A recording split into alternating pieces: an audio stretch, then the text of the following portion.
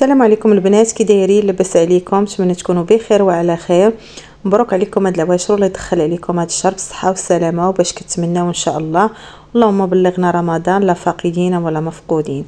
اليوم جيتكم فيديو جديد، غادي نشارك معكم البريوات بالليمون مع السل، كيجيو رائعين البنات ومذاق لا يقاوم. كما كتشوفوا هنا عندي اللوز مفسخاه قبل بالليل ومخليه كينشف فوق هاد الفوطه هادي. ضروري نديرو شي سربيته ولا شي زيف ونخليوه حتى ينشف اللوز مزيان.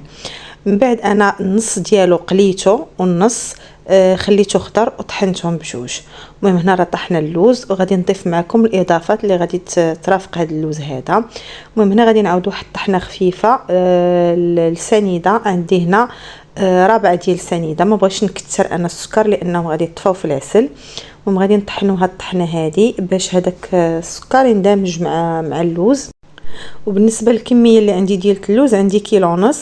المهم السكر كيبقى على حسب الذوق ديالكم، بغيتو تزيدوا بغيتو تنقصوا. هي راه كيلو ديال اللوز كيديروا فيه نص كيلو ديال السنيده، ولكن انا كيجيني بزاف كنقص من السكر. المهم كيبقى على حسب الذوق ديالكم. كما كتشوفوا هنا عندي معلقه كبيره ديال القرفه، وهنا الليمون معسل طحنته في الهاشوار مزيان. من بعد ضفت 2 معالق كبار ديال الزبده، وغادي نعجن هاد العقده ديال اللوز، غنعجنها مزيان حتى يدخل فيها هذاك الليمون معسل وتنسم ليا مزيان، يعني حتى كتولي القوام ديالها بحال العجين. يعني ممكن تشكليها كيف ما بغيتي بهذا الشكل هذا كما كتشوفوا البنات. ودابا غادي نبداو نشكلوا فيها الكره على حسب الحجم اللي بغيتو نتوما. كاين اللي كيبغي البريوه كبيره، كاين اللي كيبغيها صغيره، كل على حسب الذوق ديالو يشكلها كيف ما بغى. ممكن ما كتشوفوا الحجم اللي درت انا كنديرهم صغار، ما كنبغيش البريوه تكون كبيره. وكنبقاو غاديين بهذه الطريقه هذه حتى كنكملوا هذه الكميه كامله البنات. هنا بالنسبه للورقه اللي استعملت ورقه ديال البخار. كما كتشوفوا البنات كتلعبوا بها كيف ما بغيتوا صراحه. ديال البخار يعني كتبقى هي احسن حاجه. هنا غادي ناخذ الورقه الكميه اللي بغينا، يعني تكون شي 3 ولا 4 ديال الورقات بحال هكا، ونقطعوهم دفعه واحده ونقطعوهم الى اشرطه بهذا الشكل هذا. ما بين 4 حتى 3 سنتيم، يعني على حسب شنو بغيتي، على حسب الكره. انا تنحط الكره وتنشوف يعني واش هي ديك في القياس، ولا نزيد نعرض الاشرطه. المهم هنا ما بين 3 حتى 4 سنتيم كتجي البريوه محيدقه وزوينه. المهم كما كتشوفوا كنطوي بهذا الشكل هذه. ديما الاحرف يعني القنصه ديال البريوه تجي على الحرف ديال الورقه، وتجمعي يدك يعني تزيريها واحد شويه باش ما تحلش معاك في المقله بهذا الشكل هذا البنات. هذه هي الطريقه ديال الطي ديال البريوه.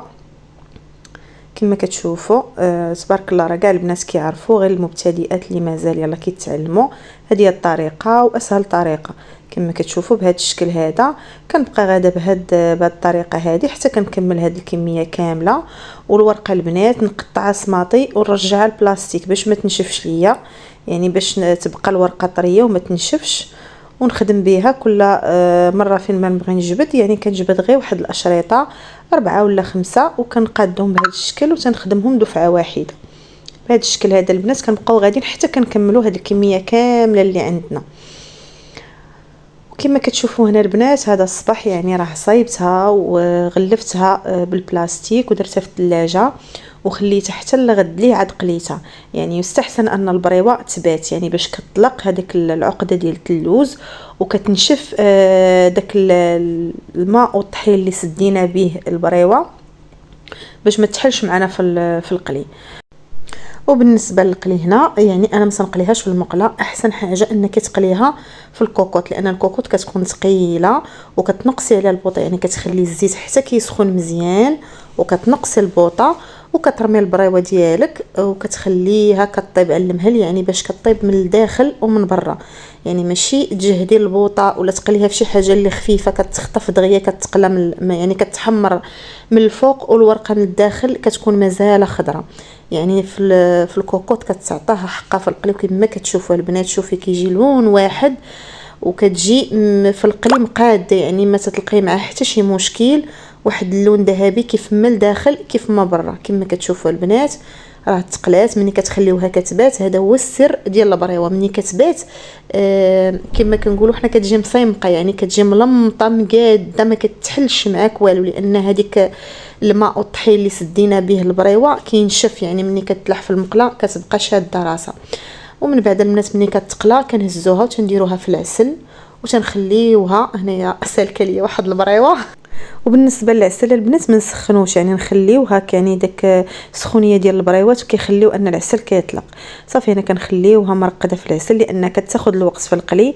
بلما شربات هذيك يعني القليه الاولى تشربات في العسل مزيان، يعني راه كتاخذ في القلي واحد الوقت واحد المده ريتما تقلى الدفعه الثانيه. هاد كنحيدوها من العسل كما كتشوفوا البنات. هانتي العسل راه ما مسخناش مخليها هكاك.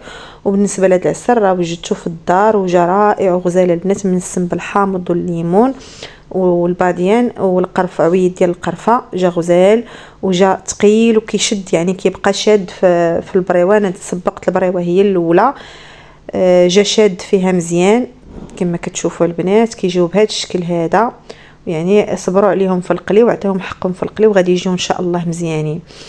ايوا هادو هما البريوات ديالنا كما كتشوفوا. ومن هذا الفيديو هذا كنبغي نشكر مجموعه صدق والتعاون، اقوى واصدق مجموعه في اليوتيوب برئاسه العملاق اتوميكس فلوغ، يدعم في جميع الشروط، الساعات، العصافير، الدولار، والمشاهده من فرنسا بهواتف حقيقيه، والدعم مجاني وصادق البنات. ومرحبا بكم اللي بغى ينضم لهذه المجموعه هذه. ما عليكم الا تخليو بلي تعليق تحت هذا الفيديو هذا ونوصلكم للمجموعه ان شاء الله. وكنبغي نوجه الشكر الخاص للمجموعه الاتوميكسيه، الاعضاء المجموعه اسم والمشرفات الغزالات الغاليات، صالحه، عزه، دلائل، عبد الله، سكينه، ايمان. شكرا لكم بزاف على التفاهم ديالكم وعلى المعلومات اللي كتعطيونا. شكرا لكم بزاف، وشكرا للاخي اتوميكس على الدعم ديالو الصادق والمتواصل مع المجموعه. وما تنسوش تابوناو عندي في القناه وتفعلوا الجرس وتخليوا لي لايك وتعليق زوين في حالكم باش يوصلكم مني كل جديد. وعواشركم مبروكه وبالصحه والراحه.